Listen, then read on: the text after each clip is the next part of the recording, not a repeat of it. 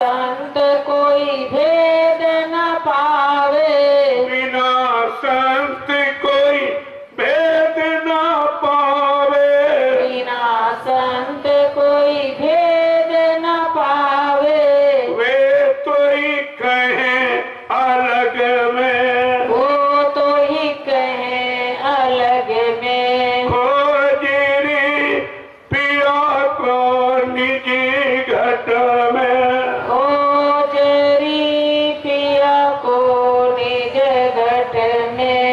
कहते इनका साथ काल माया से अंत कोई संत ही कराएगा। संत माने दाढ़ीवाल, लाल पीला सफेद कपड़ा जात बिरादरी नहीं होता। संत जिसने काम क्रोध लोभ अहंकार का अंत कर दिया और इस काल माया के अंत देश से वो अंत ऊपर है, यानी सत्य देश पहुंचा दे, उसको संत कहते। देखो कितनी बड़ी पहचान महापुरुषों ने, ताकि कोई भूल भरम में कोई दाढ़ीवाल काले पीले लाल कपड़े सफेद कपड़े में कहीं फंस न जाए। इसलिए सारा भेद सारा पर्दा खोल के कह रहे संत वही जिसने काम करो लोभ अहंकार का अंत कर दिया हो, वो संत कहलाता है। कह रहे बिना संत कोई भेद न पावे। ये जीवात्मा परमात्मा के गुण रात का कोई नहीं जाना। गुण हो तत्न संत दुराऊ। जीवात्मा परमात्मा के गुण रात को संत महात्मा कभी पर्दे में नहीं रखते, सब खोल के कहते कि जाना चाह सी गुण गति हूँ और नाम जी है जब जानो तेऊ। जीवात्मा परमात्मा के गुण रात को अगर जानना चाहते हो, संत गोस्वामी महाराज ने रामचरित मानस में क्या लिखा? जाना चाहत गुण करते हो नाम जी जब। जो समय का नाम जगह के दिया जाता है, जीवात्मा जो उस नाम का जाप करेगी वो जीवात्मा परमात्मा से मिलेगी। इस राज रहस्य को वही जान सकती। ये सबको रामचरित मानस में लिखा है, लेकिन आपने आज तक कुछ नहीं पढ़ा। जो तुम्हारे हित का, तुम्हारे भले का, जीवात्मा के उद्धार कल्याण का जो कांड उत्तर कांड, वो तो कभी तुम पढ़ते ही नहीं हो। उसी में तुम्हारे सारे प्रश्नों का उत्तर है, सारी समस्याओं का समाधान है, उत्तर कांड में। लेकिन कुछ नहीं, क्योंकि तुम उसकी तरफ कभी देखते नहीं हो। आगे क्या कह रहे समझा कि बिना संत कोई भेद न पावे। ये जीवात्मा परमात्मा का भेद गुण राज रहस्य कोई संत ही बताएगा, जिसने काफ क्रोध लोभ अहंकार का अंत कर दिया हो, अपनी जीवात्मा को सत्य देश पहुंचा दिया हो। ऐसा कोई संत ही इस भेद को बताएगा। कहते हुए तो कहे अलग में, वो काल माया के सारी पूजा पाठ से अलग बताती। जब पूजा पाठ तीर्थ में दान हवन जब गंगा स्नान करोगे तो क्या मिलेगा? मान मिलेगा, सम्मान मिलेगा, सामान मिलेगा। अगर आत्मा से भजन करोगे तो भगवान मिलेगा। ये भगवान मिलने वाला, वो सामान मिलने वाला। चाहे दोनों कर लो, चाहे एक एक करो। किसी रास्ते की निंदा नहीं की जाती। संत महापुरुष दोनों रास्तों का ज्ञान कराते। भौतिक रास्ता, आध्यात्मिक रास्ता, नूरानी रास्ता, जिस्मानी रास्ता, अंतर्मुखी रास्ता, बहिर्मुखी रास्ता और लौकिक रास्ता, परलौकिक रास्ता। ये दोनों तरफ का ज्ञान आपको कराया जाता।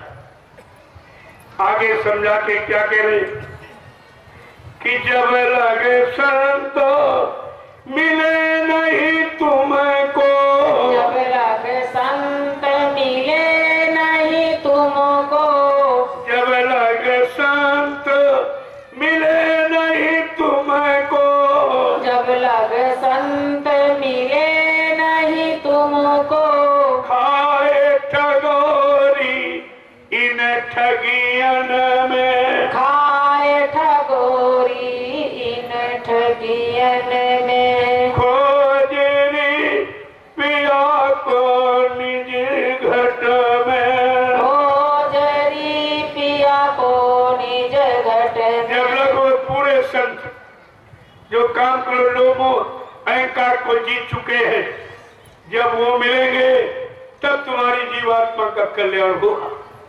नहीं ज्ञानी ध्यानी विज्ञानी जो काम करो लोगों अहंकारी सारा क्लेश के जो शिकार हो चुके इसी में बंधे हैं, वो तुम्हारी जीवात्मा का कल्याण नहीं करा सकती। क्या कह रहे हैं? खाए ठगौरी इन ठगियन में। जब तक वो पूरे संत जो जीवात्मा के उद्धार कल्याण के लिए आते, जब तक पूरा सद्गुरु नहीं मिलेगा तो इन ठगों से काम कर लोगों अहंकार से न तुम्हें कोई बचा सकता, न इससे कोई छुटकारा दिला सकता। ये 5 ठग कितने युगों से हमें आपको ठग रहे और आज भी ठग रहे और हम आप ठगा भी रहे, क्योंकि हमें आपको मालूम नहीं है ये ठग है, चोर है, कौन है, क्या है। इनसे छुटकारा कैसे मिलेगा, छुटकारा कौन दिलाएगा, हम ये सब जानते नहीं है। ये सारी जानकारी सत्य की और सही की जानकारी के लिए ही तो सत्संग ये सुनाया जाता। आपके कान तक आवाज सतगुरु के वचनों की पहुंचाई जाती कि कभी न कभी तुम्हारा मन इन वचनों को पकड़ लेगा, काल माया की मार से बच जाएगा और हमेशा बच करके अपने तृप्ति धाम घर पहुंच जाएगा। आगे क्या करें कि सतगुरु शरण गहो प्यारे, सतगुरु शरण गहो अब प्यारे, सतगुरु शरण गहो अब प्यारे, सतगुरु शरण गहो अब प्यारे। मिलो ज्योति जगमग में, मिलो ज्योति जगमग में, खोजरी पिया को निजी घट में, खोजरी पिया को निज घट देखो में। सब कुछ बता दिया। कहा तुम अटके भटके हो, किसने अटकाया भटकाया भरमाया है। कहा भी तुम्हारे लिए एक मौका है कि सतगुरु शरण में आ जाओ, ये तुम्हारी अटक भटक सब खत्म कर दी जाएगी। फिर भी आपके लिए अवसर मौका दिया जा रहा। अभी तुम्हारे पास वक्त समय है, सतगुरु की शरण में आ जाओ। ये सब तुम्हारा भूला बिछड़ा जो जीवात्मा बिचारी कितने युगों से ये पड़ी है, इसको सही रास्ता दिशा देकर इसको सच्चे घर पहुंचा दिया जाएगा। मिलो ज्योति जगमग में, अगर तुम शरण में आ जाओ तुम्हारी जीवात्मा को तुम्हारी वो परम ज्योति जो परम प्रकाश है उसमें पहुंचा दिया जाएगा, उस ज्योति में मिला दिया जाएगा। लेकिन प्रेमियों, काल भी भटकाने भरमाने के 3 तरह की ज्योतियां दिखाता, आखिर शिखा और झिलमिल ज्योति। लेकिन तुम्हारी सच्ची ज्योति कौन? जगमग ज्योति हो तू दियारा, जो जगमग जगमग हमेशा जब से कभी बुझती नहीं है, कभी कम होती नहीं है, कभी खत्म होती नहीं, कोई बुझा सकता नहीं, कोई नष्ट करता नहीं। ऐसी जगमग ज्योति में तुम मेरी शरण में आ जाओ, मैं तुमको तुम्हारी जीवात्मा को उसी जगमग ज्योति में मिला दूंगा। अपनी ज्योति में मिल जाने के बाद ये भी ज्योति स्वरूप हो जाएगी। देखो कितना बड़ा काम करने के लिए आए, लेकिन हम आप ऐसे समृद्ध दाता दयालु को पहचान भी नहीं पाए और अपना बना भी नहीं पाए, अपनी जीवात्मा का काम भी नहीं करा पाए, क्योंकि हम वचनों केवल कानों से सुनते हैं, मन को पकड़ाते नहीं और मन की गंदगी कभी उतारते नहीं, इसकी आदत कभी ठीक करते नहीं, तो फिर काम कैसे होगा। गंदगी में कोई पूजा स्वीकार नहीं होती, कोई भी पूजा। जब आप एक सांसारिक कागज पत्थर पानी की जल पूजा करने जाते, जल सामान पाने के लिए, तभी स्नान ध्यान और साफ सुथरे कपड़े पहन के जाते। कोई गंदगी में पूजा होती है। और फिर तुम ये मनुष्य मंदिर के जो गंदा मुर्दा मांस पशु पक्षियों का डाल के इसको गंदा कर रहे हो।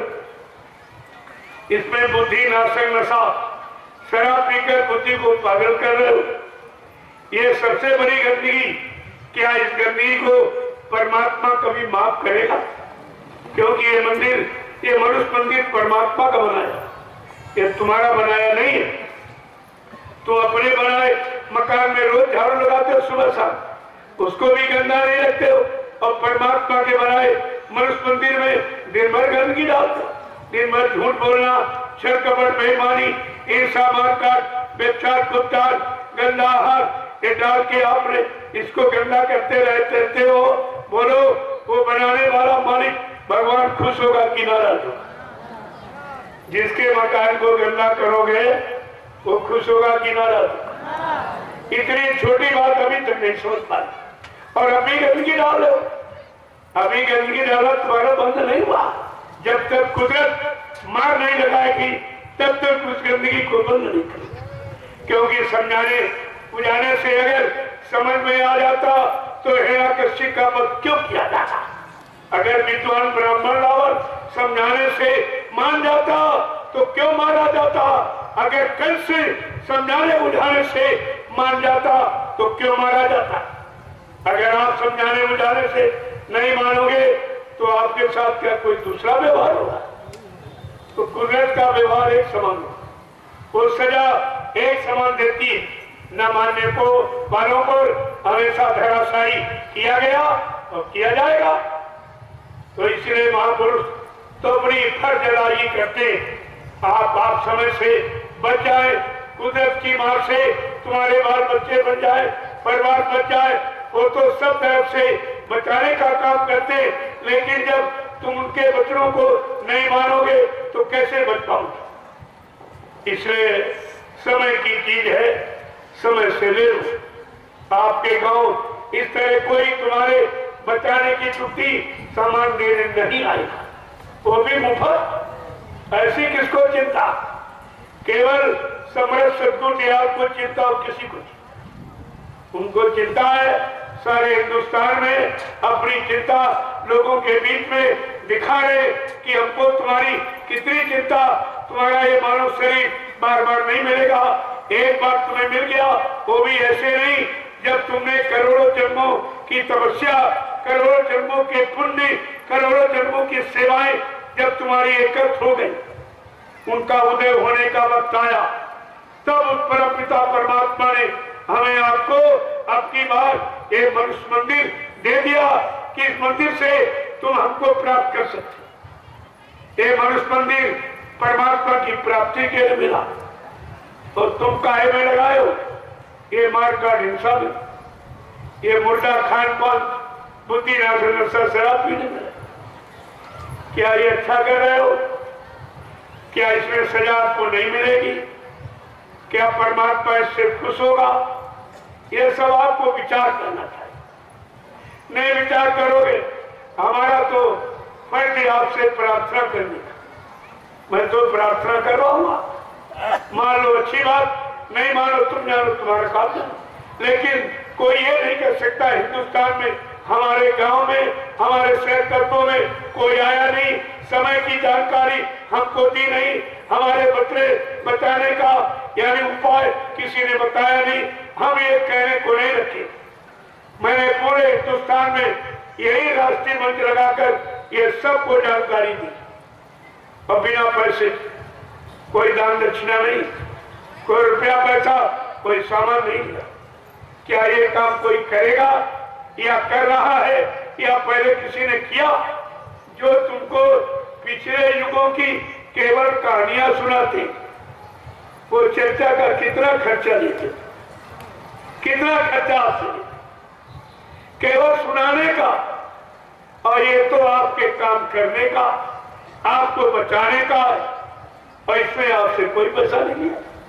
क्या फिर भी आपके समझ में नहीं आता? इस तरह सस्ता सौदा तुम्हारे गांव में देने के लिए कोई नहीं आएगा।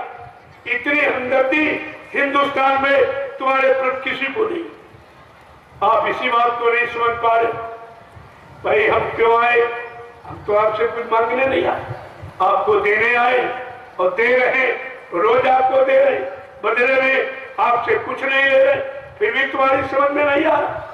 इसका मतलब तुम्हारे पर काल का पूरा पहरा है। वो काल समझने नहीं दे रहा, वो अपनी तरफ समेटेगा आपको, लेकिन इधर आने नहीं देगा, इधर सुनने समझने नहीं देगा। यही तो असली चीज है जो आपको सुननी चाहिए, सुन करके ले लेनी चाहिए, अपनी धरोहर समझकर संभाल के रखनी चाहिए, ताकि तुम्हारा जीवन संभल जाए, सुधर जाए और बीमारियों से, घटनाओं से बच जाए। तो सब बचाने का काम किया जाए। जय गुरुदेव, जय गुरुदेव,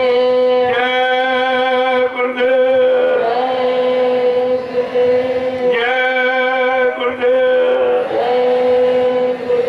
जय गुरुदेव। नाम किसका? जय गुरुदेव। नाम किसका? प्रभु का प्यारा नाम। अब आप लोग खड़े हो जाइए, जरा खड़े हो जाओ आप लोग। देखो अभी कितनी सुस्ती है, खड़े हो। जब तुम खड़े नहीं हो पा रहे तो चलोगे कब? मानोगे कब? अपना बचाव कब कर पाओगे? बात तो समझिए आप। जय गुरुदेव, जय गुरुदेव, जय गुरुदेव, जय गुरुदेव। नाम किसका? जय गुरुदेव। नाम किसका? जय गुरुदेव। नाम किसका? प्रभु का प्यारा नाम। जोर से बोलो, सब मिल बोलो, बोलना होगा, अभी से बोलो। दुख दर्द हरेंगे, सब कष्ट मिटेंगे, सुख शांति भी देंगे। सबके दाता, सबके मालिक, प्रेम से बोले, ये नाम नहीं इंसान का, ये काम नहीं इंसान का। देखो जय गुरुदेव नाम प्रभु का एक कितनी बड़ी जानकारी दे रहा।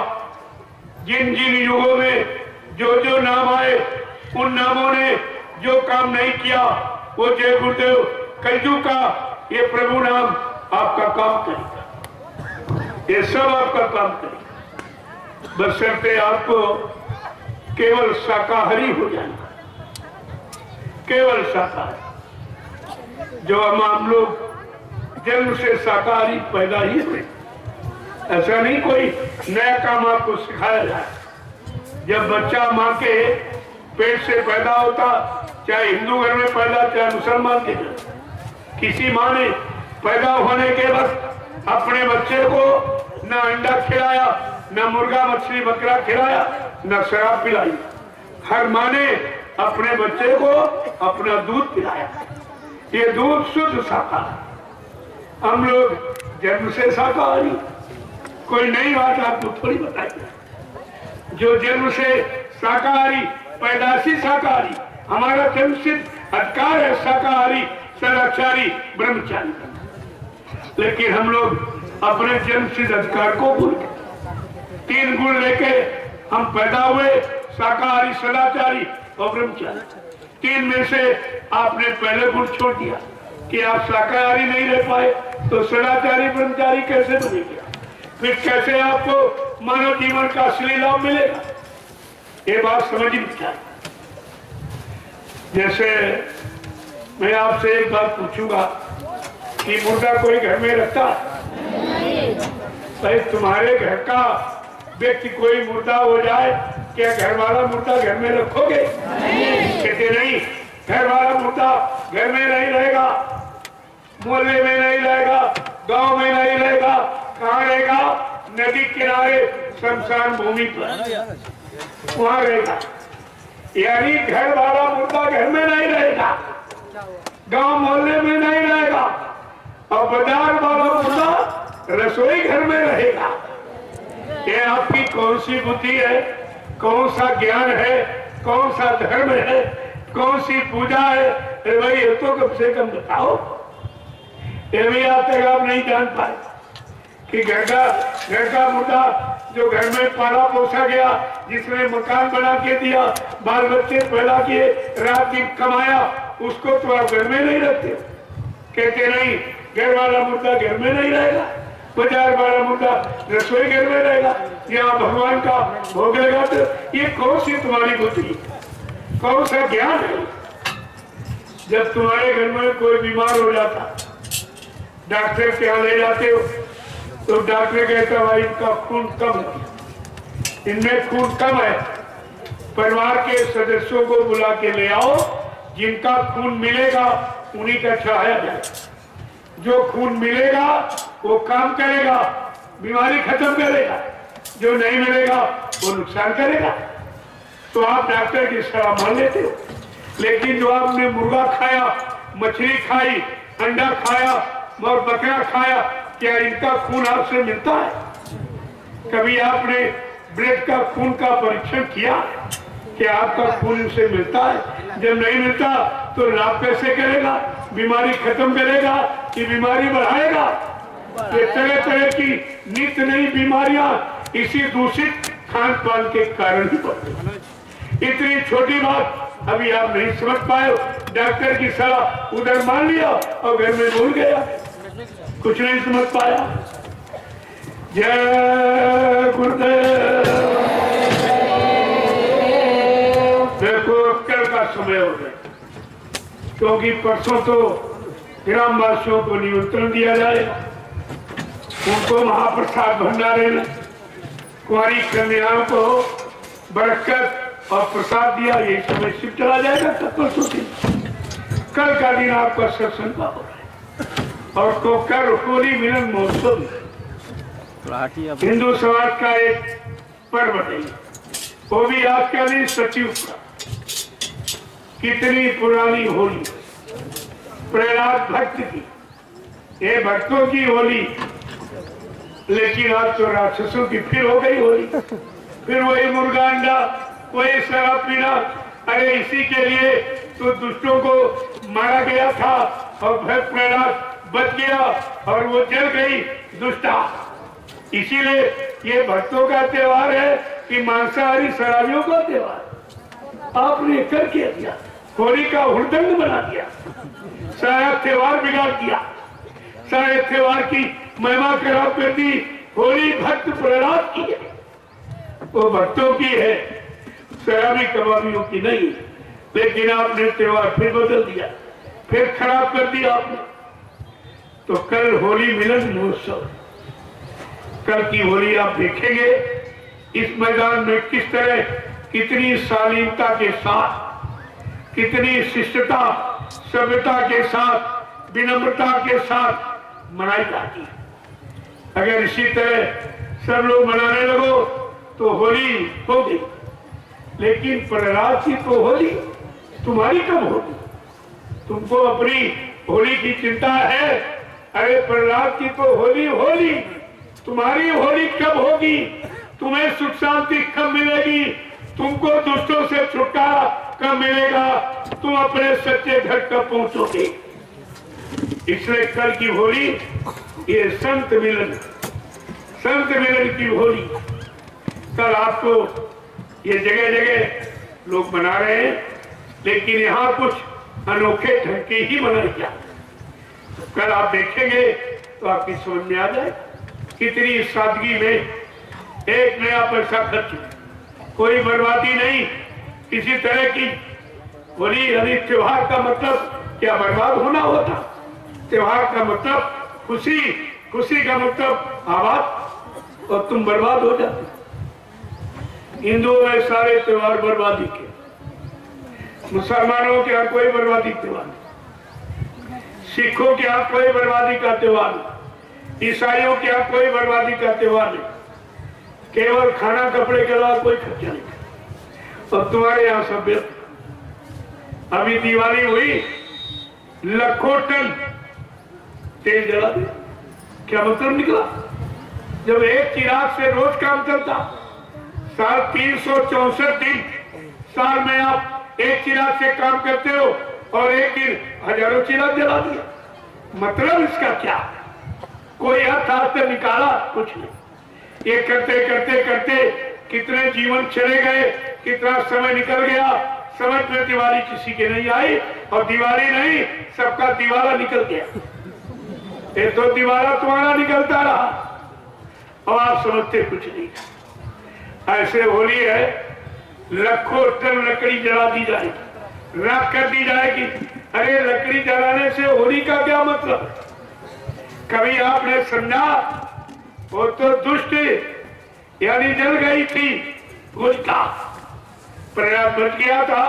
बात तो यहाँ पर ये, दुष्टों से कुचार व्यवचार बुधानी दुष्कर्म अगर ये खत्म हो जाए, ये चले जाए, ये जला दिए जाए, तो होली आपकी भी हो जाए।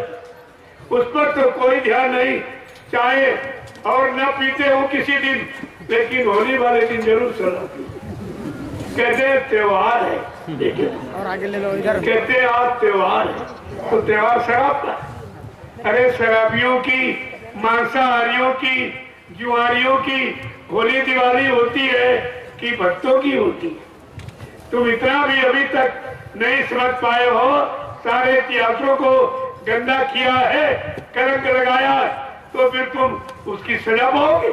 ये सजा ही है जो निरंतर परेशानियों में, लड़ाई झगड़ों में, इसी में तुम्हारा समय और श्रम, समय पूंजी सब आपकी बर्बाद हो रही। समझ में आपके कुछ नहीं आ रहा। तो कल त्योहार, त्योहार का मतलब 3 आहार है। हमारे आपके 3 तरह के भोजन, सतोगुणी, तमोगुणी, रजोगुणी। जब तमोगुणी आहार करोगे तब आप मारकाट करोगे, हिंसा करोगे, तामस आएगा। ये जितने भी तमोगुणी आहार, रजोगुणी आहार करोगे तो भोगी विलासी बन जाओगे, और सतोगुणी आहार करोगे तो भक्त बन जाओगे, सच्चे बन जाओगे, ईमानदार बन जाओगे, चरित्रवान बन जाओगे। तो त्योहार में हमें अपने आहार की पहचान करनी चाहिए। किस आहार के खाने से हमारा विकास होगा और किसके खाने से हमारा विनाश होगा। तुम विकास और विनाश की परिभाषा नहीं समझ पाए इतने दिनों में, फिर त्योहार मनाने का मतलब क्या? जय गुरुदेव,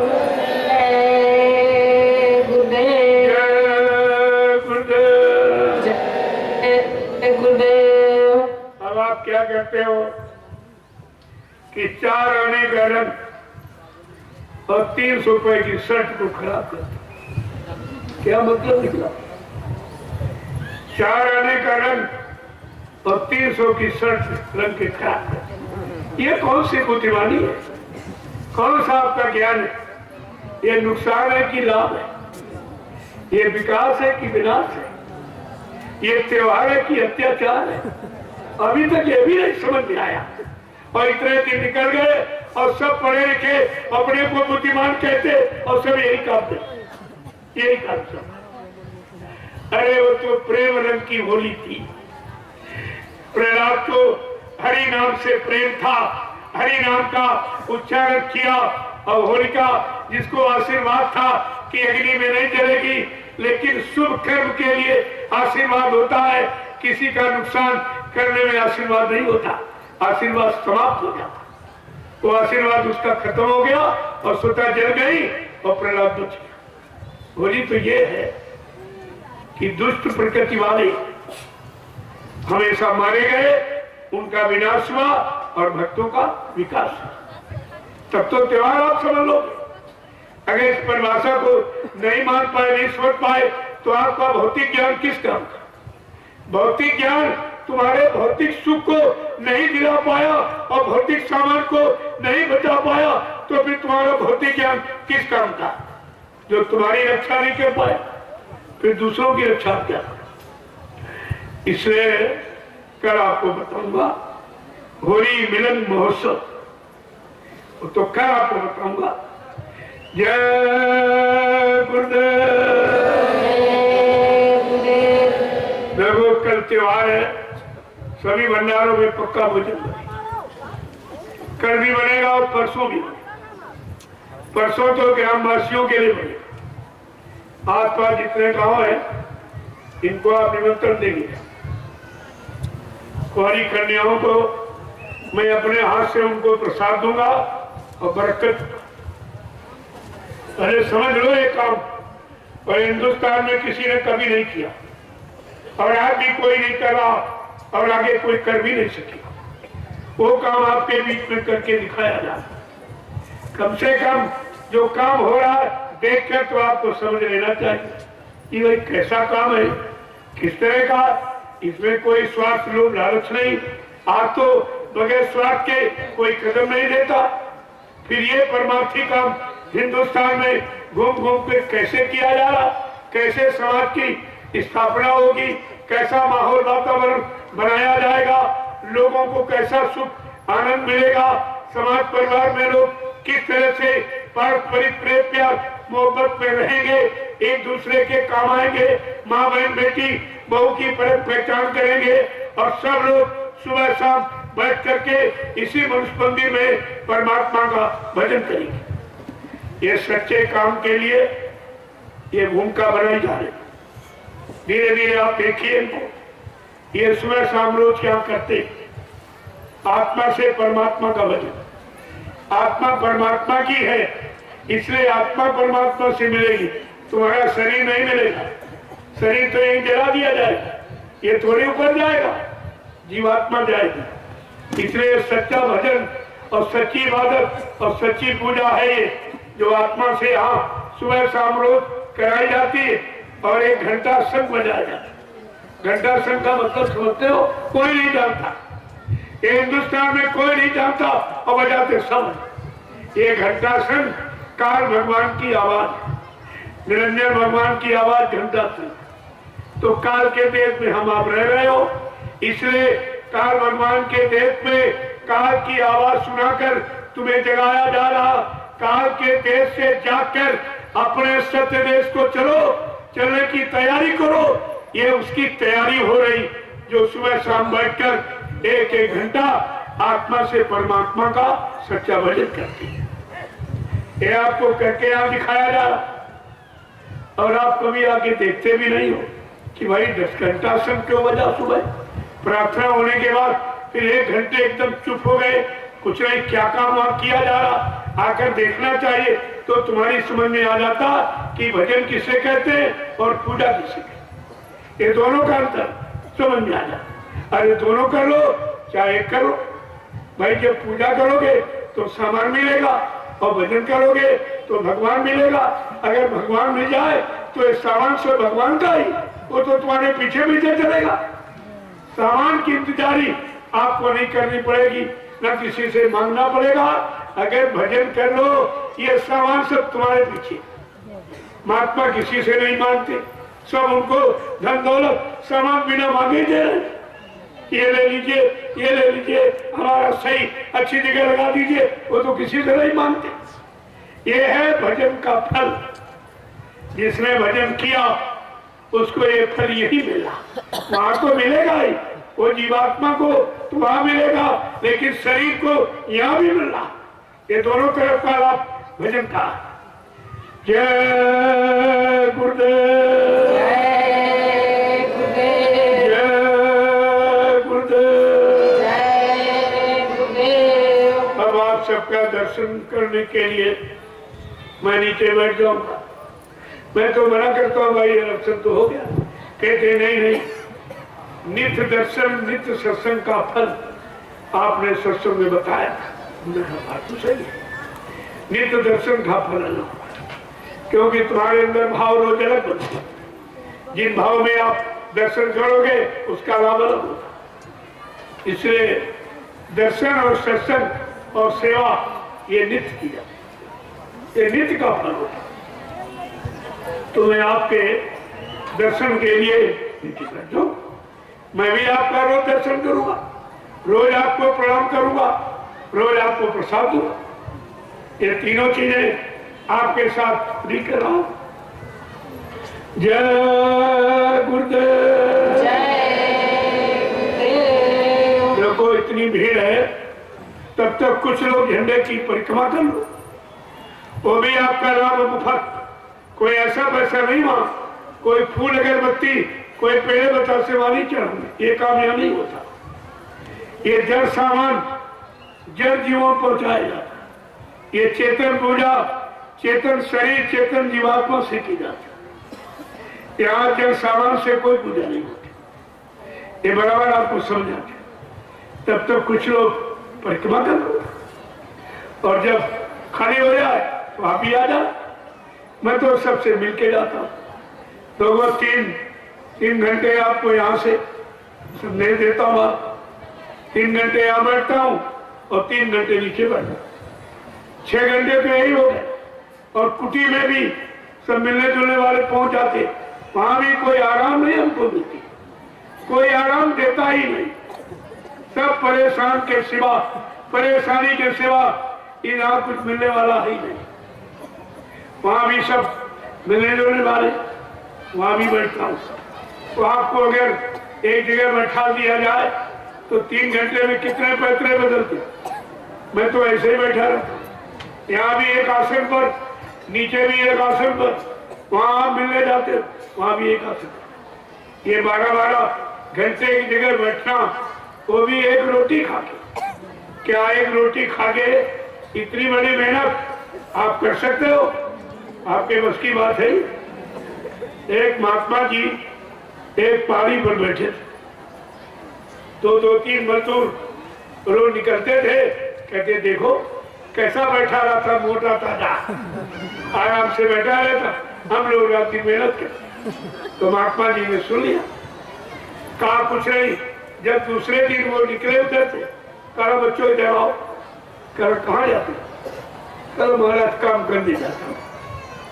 कल क्या मजदूरी मिलती? कल 5 रुपए मिलती। कल 5 रुपए हम देंगे, तुम 5-5 रुपए तीनों लोगों को हम देंगे, हमारे यहाँ कुछ काम कर दो। काम कर देंगे। जब दूसरे दिन आए, कहा बैठो। जब बैठे रहे, अब वो काम करने वाला बेचारा कैसे बैठे?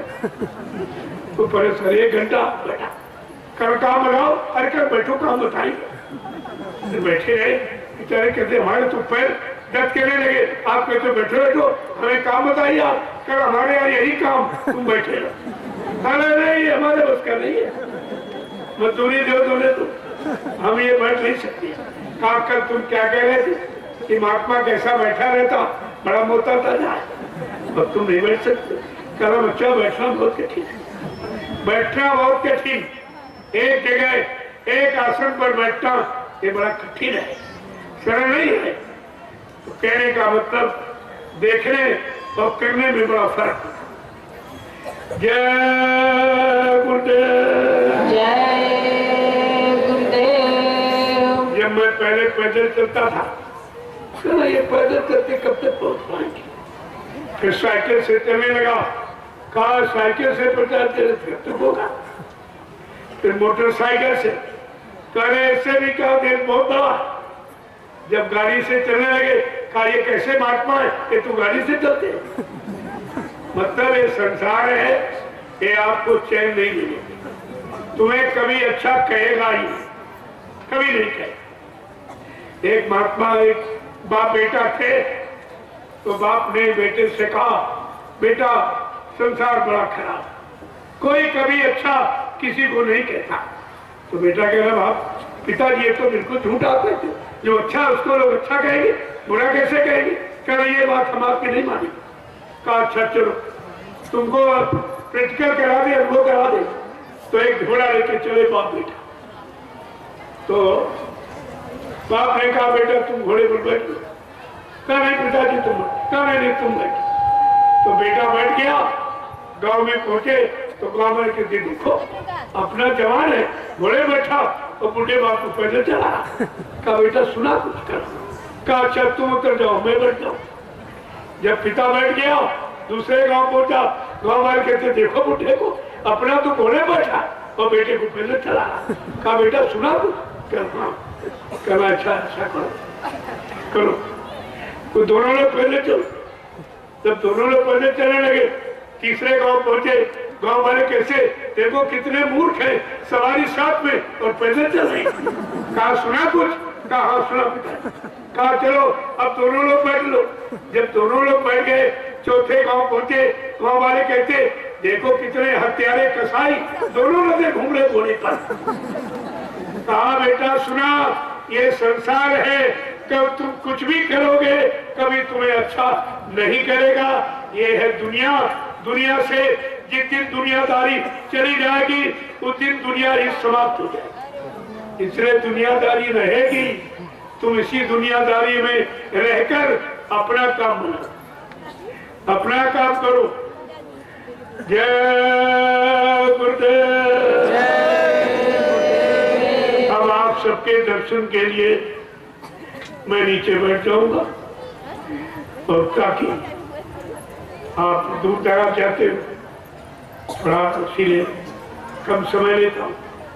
मैं 4-5 घंटे से मैं कम संदेश नहीं देता, लेकिन अब दूर दराज आपको जाना है तो 3 घंटे में बात पूरी कर देता हूँ। और फिर ये इतना मसाला है और आप नए कभी सुना नहीं। तुमने पिछले युग की कहानियां सुनी, सत्संग तो आपने कभी सुना नहीं था, इसलिए तुम्हारी समझ में भी इतनी जल्दी नहीं आएगा। इसलिए मैं सांसारिक यानी भौतिक आध्यात्मिक मिला जुला सीखा ताकि तुम्हारी भी समझ में आ जाए।